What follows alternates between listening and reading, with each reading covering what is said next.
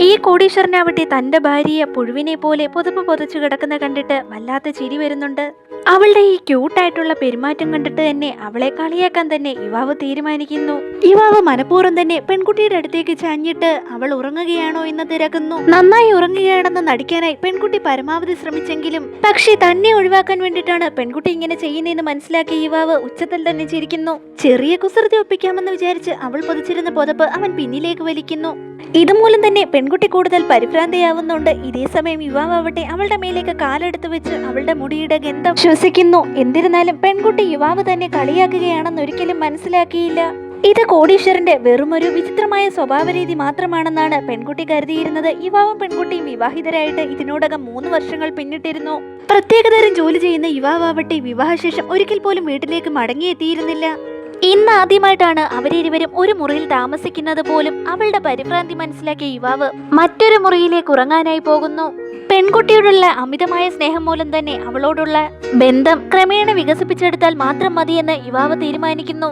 പിറ്റേ ദിവസം എന്തോ പേടി സ്വപ്നം കണ്ട പെൺകുട്ടി ഭയന്നെഴുന്നേൽക്കുന്നു. അവളുടെ നിലവിളി കേട്ട് യുവാവ് മുറിയിലേക്ക് കടന്നു വരുന്നു. ഞൊടിയിടയിൽ തന്നെ പെൺകുട്ടിയെ ചേർത്ത് പിടിച്ച് യാതൊന്നും സംഭവിച്ചിട്ടില്ല എന്ന് പറഞ്ഞ് അവളെ ആശ്വസിപ്പിക്കുന്നു. ഇനി മുതൽ അപകടകരമായ ജോലികളൊന്നും താൻ ചെയ്യില്ല എന്നും അവൾ പറയുന്നത് മാത്രം അനുസരിച്ചോളാമെന്നും യുവാവ് അവളോട് പറയുന്നു. അവന്റെ വാക്കുകളിൽ നന്നായി സംതൃപ്തി തോന്നിയ പെൺകുട്ടിക്ക് അവനെ നോക്കി ചിരിക്കാതിരിക്കാൻ സാധിച്ചില്ല. പിറ്റേ ദിവസം പെൺകുട്ടിയെ ജോലി സ്ഥലത്തേക്ക് ഡ്രോപ്പ് ചെയ്യാൻ നേരം അവളുടെ സഹപ്രവർത്തകയാവട്ടെ യുവാവിന്റെ കാറ് വളരെ വില കുറഞ്ഞതാണെന്നും പറഞ്ഞ് പരിഹസിക്കുന്നു. പെൺകുട്ടി കമ്പനിയിലേക്ക് കടന്നു വന്നപ്പോഴോ സഹപ്രവർത്തകയാവട്ടെ പെൺകുട്ടിയുടെ ഭർത്താവ് വളരെ ദരിദ്രനാണെന്നും പറഞ്ഞ് അവളെ പരിഹസിക്കുന്നു. പക്ഷെ ആ സ്ത്രീയുടെ വാക്കുകൾക്കൊന്നും ചെവി കൊടുക്കാതെ പെൺകുട്ടി മുന്നോട്ട് നീങ്ങിയെങ്കിലും ആ സ്ത്രീ അവളെ തടഞ്ഞിട്ട് അവളുടെ ഭർത്താവ് ഒരു ദരിദ്രനാണെന്ന് അംഗീകരിക്കാൻ അവളോട് ആവശ്യപ്പെടുന്നു. പക്ഷേ പെൺകുട്ടി പുഞ്ചിരിക്കുക മാത്രമേ ചെയ്തുള്ളൂ. അവളുടെ ആ പുച്ഛമായ ചിരി കണ്ടിട്ട് എന്തിനാണ് നീ ചിരിക്കുന്നതെന്ന് ആ സ്ത്രീ അവളോട് തിരക്കുന്നുണ്ട്. വെറും താഴ്ന്ന റാങ്കുള്ള നിന്നോട് സംസാരിക്കാൻ എനിക്ക് യാതൊരു താല്പര്യമില്ല എന്ന് പെൺകുട്ടി തുറന്നടിച്ച കണക്ക് പറയുന്നുണ്ട്. അതുമാത്രമല്ല എപ്പോഴും തന്റെ കാര്യങ്ങൾ ശ്രദ്ധിച്ച് ഇങ്ങനെ തന്റെ പിന്നാലെ നടക്കേണ്ട കാര്യം എന്താ? എനിക്ക് വല്ലാത്ത ഭയമുണ്ട്. നിനക്ക് എന്നോട് വല്ല ക്രഷ് ഉണ്ടോ എന്ന് പെൺകുട്ടി പരിഹാസത്തോടെ അവളോട് ചോദിക്കുന്നുണ്ട്. ആ സ്ത്രീക്കാവട്ടെ അതിനെന്ത് മറുപടി പറയണമെന്നറിയില്ലായിരുന്നു.